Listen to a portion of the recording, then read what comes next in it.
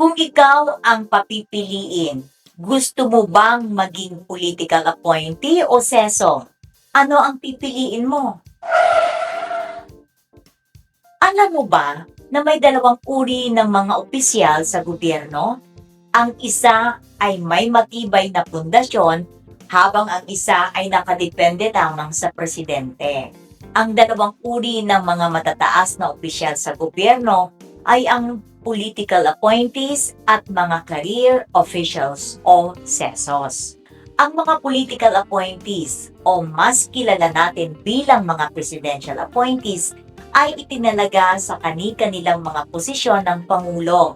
Wala silang security of tenure at ang kanilang termino ay kasabay ng termino ng presidente.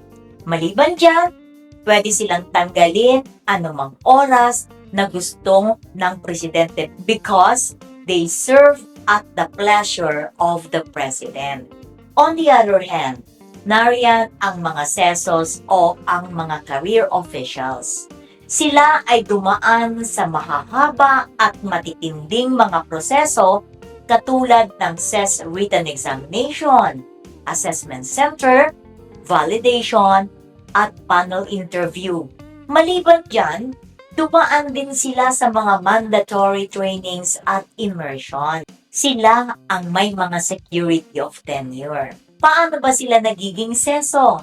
Dapat, dumaan muna sila sa CES eligibility process para makuha nila ang Career Executive Service Eligibility o CESE. Once may CESE na sila, pwede na silang mag-apply ng CESO rank.